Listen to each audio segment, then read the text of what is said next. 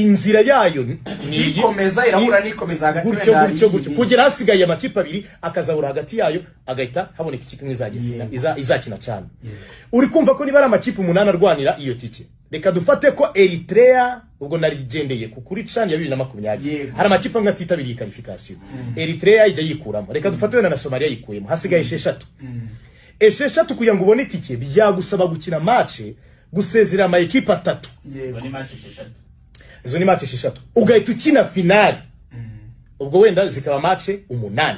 Match 6 hagati ya 6 n'8 zakinwa ryari mu kwa 12 no mu ntangiriro zo kwa mbere. Turimo turajya mu kwa kabiri CHAN nyine ni mu kwa mbere nibwo CHAN izaba. Mu kwa mbere gushira gufata kwa kabiri mu kwa 11 no kwa 12 aho. Mu kwa 11 harimo match ya Nigeria na Libya. Ntago byashoboka kushiramo CHAN. Bivuga ngo urafata kwa 12. No kwa 12 no kwa mbere wenda gutangira cyangwa kwa 12 kose. Ubonye itike ya CHAN birashoboka. U Rwanda rufite ubushobozi bwo kwikarifiya rukabona itike ya CHAN. Twakinye nyinshi zero. Aha, ubonye itike ya CHAN. Niba ubonye itike ya CHAN, u Rwanda rufata camp y'ukwezi itegura CHAN. Match za championnat za kimwe. Uko kwezi kwa mbere kwa kurarangiye. U Rwanda rubonye itike ya CHAN, u Rwanda championnat Rwanda yazakinwa. Yazagaruka mu mpera kwa kabiri. Mu mpera kwa kabiri zifata kwa gatatu. Urumva kandi logique yoroshye kumva. Ahari abantu muri Ferwafa batanatekerejeho. Now, ubwo duheruka kugira ibihe nk'ibyo ngibyo ni mu 2016 twari tugiye kuyakira hano. Icyo gihe championnat Rwanda yarangiye mu kwa 11 dufata kwa 12 ko gukina Sekafa yabere muri Ethiopia tugera na finali, dufata kwa mbere ko gutegura CHAN no kuyikina twakinemo match amikare ebyiri iya Cameroon n'iya Congo zabereye Gisenyi tutadukira na CHAN, championnat igaruka mu kwa kabiri gushira. Uzi ikintu ukuntu byarangiye icyo gihe igikombe cy'amahoro cyakinwaga kuri enye z'ukwa 7. Igikombe cy'amahoro cyakinwe habura journée 5 ngo championnat irangire. Championnat Rwanda yarangiye mu kwa 8 gushira. Ubu ntibishoboka kubera ko ama competition international ya CAF aba yamaze gutangira. No kuvuga ngo Ligue na Ferwafa ni bashaka bicarane, bashaka uburyo bamanaging ibi bintu by'ikipe y'igihugu. Amategeko atwemerera iminsi 5 mbere ya match y'ikipe y'igihugu ko ari bwo mutoza abona abakinnyi, ni bashaka bicare babyubahiriza. Twe guhora mu makampu ngo hari match y'ikipe y'igihugu ngo ibyumweru 2 imbere mbabari umbwiza ukuri. Niki gitumye championnat y'u Rwanda muri hagati muri iki cyumweru idakina?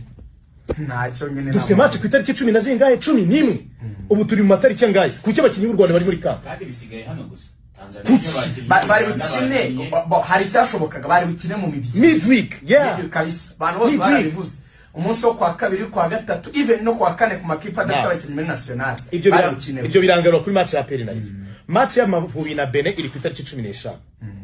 Match ya Penal iri ku itariki 19. Yewe na weekend ngabona nkungani hari n'abavuga ngo habari fixtures zitarimo abakinyi ba equipe nationale. Wabwira ikipe kabwe ati no wenda niba ari muhazi nande wenda na Rutsiro ni mukini yanyu ive mu. You know match ya Magaju. Premier League weekend barakina. Match ya Magaju na Marine kuki taba ngo Amavubi muri camp.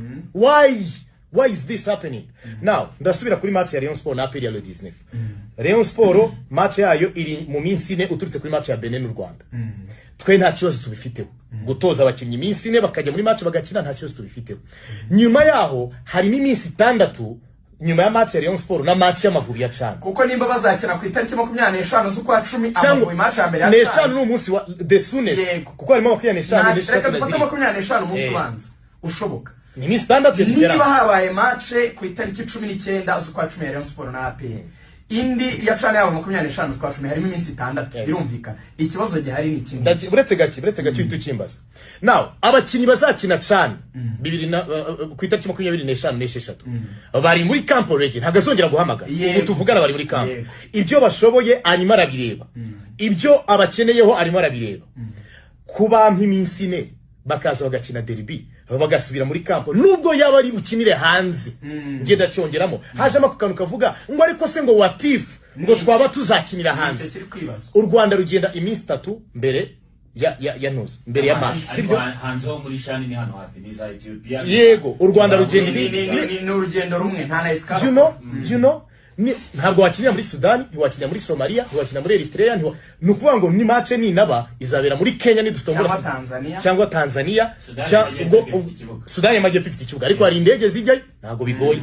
Now niki cyatuma utampa match ku itariki 19 ngo usubirane abakinyi muri iryo joro bakora imyitozo 20 21 22 23 ba voyage 25 bakina? Why? Harimo ukubura logique yibanze yoroshye.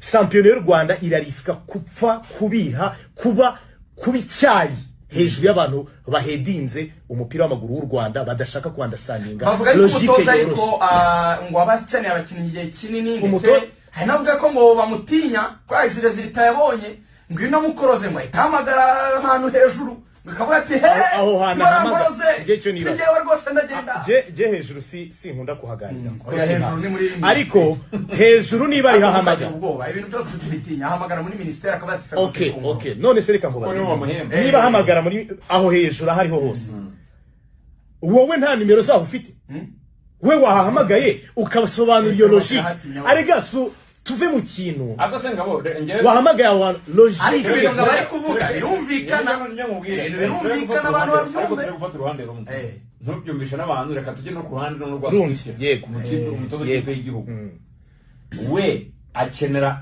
igihe kingana gute kugira ngo kuko ntabwo azishinga shampiyona nawe azabazwa umusaruro we ubundi igihugu cyangwa se iyo makipe y'ibihugu akenera abakinnyi mu gihe kingana gute itegeko rivuga iminsi 5 kugira ngo iminsi 5 mbere ya match itegeko rivuga iminsi 5 mbere ya match si